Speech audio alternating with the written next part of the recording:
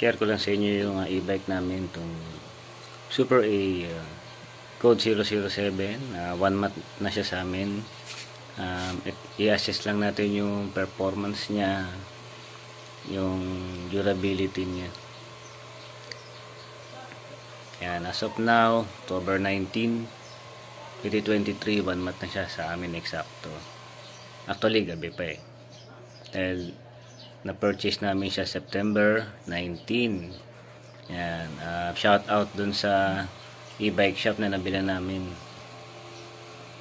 Yan. Saan ko na pangalanan? Okay lang kung may pa-sponsor sila eh. Baka naman, yun. As of now, yan, nagcha-charge siya, no?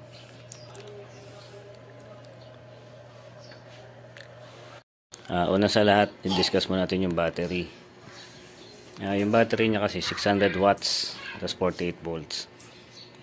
Hindi pa ako ganun karunong sa mga structures ng e-bike. Hindi gaya sa motor, no? Ang pansin ko dito, hindi pa namin to talaga na ipo-full potential. Yung bawa, ilalayo mo siya. Bawa hanggang saan ba yung kaya niya marating. Pero ang pinakamalayo niya na drive, kasi sa odometer, 26 kilometers yung pinakamalayo naming takbo. O pinakamatagal. Kasi nagkaroon kami ng isang case na naiwan ng misis ko yung phone niya. Binalikan namin sa bahay. Tapos balik uli kami doon sa trabaho. Yun, kaya naging 26 kilometer. Parang nagpaikot-ikot kami. Tapos, yun nga, ang nangyari, hindi pa namin siya natatrahin ba yung 40 kilometer range, yung malayo talaga. One time ako naka-experience na muntik akong abutan ng T-Rec or Lobat. One time yun na parang hindi ako nag-charge. Kasi ang ginagawa kong charging dito na habit. Dahil since na busy, may trabaho yung pasahero dito. Hindi ko siya may charge na parang 6 hours na sa gabi. Dahil siyempre medyo late na kami makatulog, nagpe-prepare. Kaya ang ginagawa ko, pag uwi ko dito, uwi ako ng 8 ng umaga, i-cool down ko ng mga 30 minutes to 1 hour.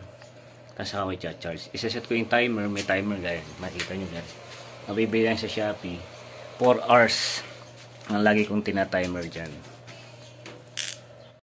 4 hours siya, tapos yun, pagka natapos, okay na, parang ready na anytime sa hapon, susundo. Tapos pag uwi naman namin, makauwi kami ng 8 o'clock, ganun uli, cool down uli, 30 minutes to 1 hour. Sa ako charge para kahit makatulugan ko, isa-set ko yung timer, 5 hours, 4 hours, ganun.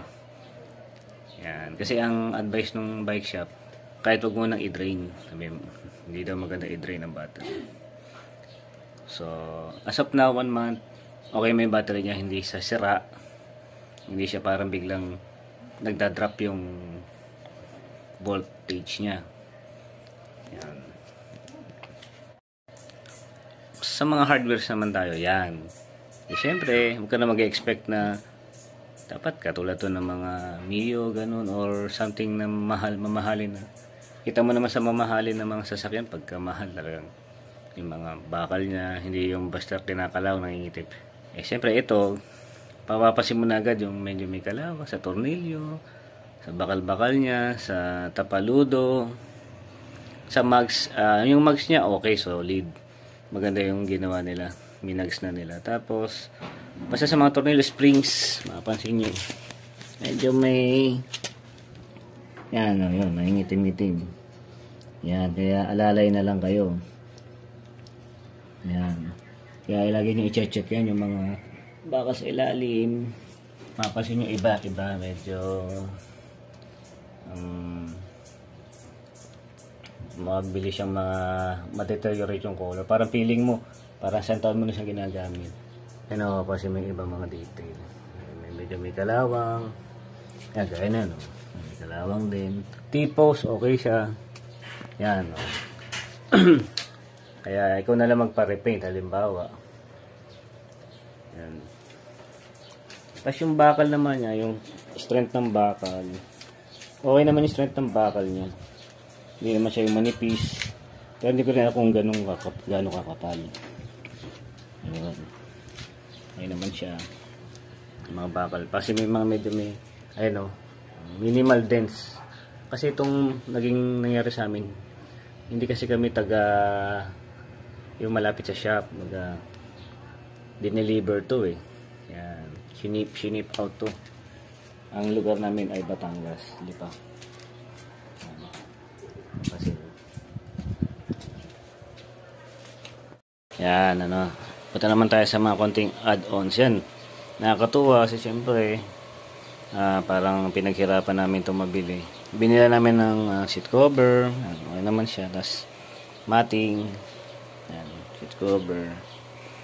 Tapos bumili ako ng rear view mirror. Yan, para sa mga nag-i-e-bike, pag wala kayong rear view mirror, bili kayo. Importante yan.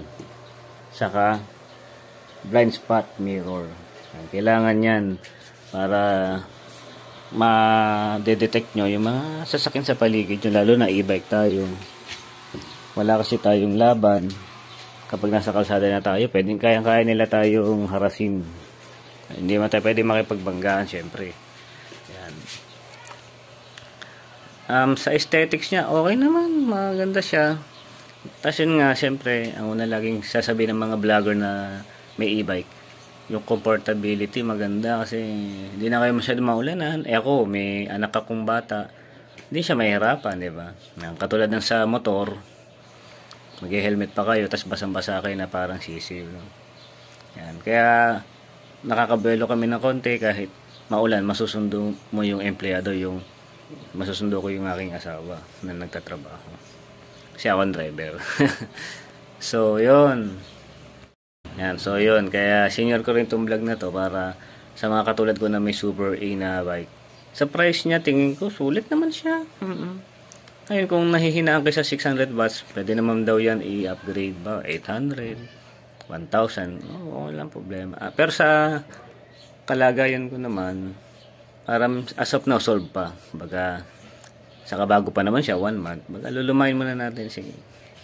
Basta alalay lang, ingat lang. Sabi nga ng mga payo ng mga nagbablog na may e-bike, yun, sinusunod-sunod ko yun, yung mga advice nila.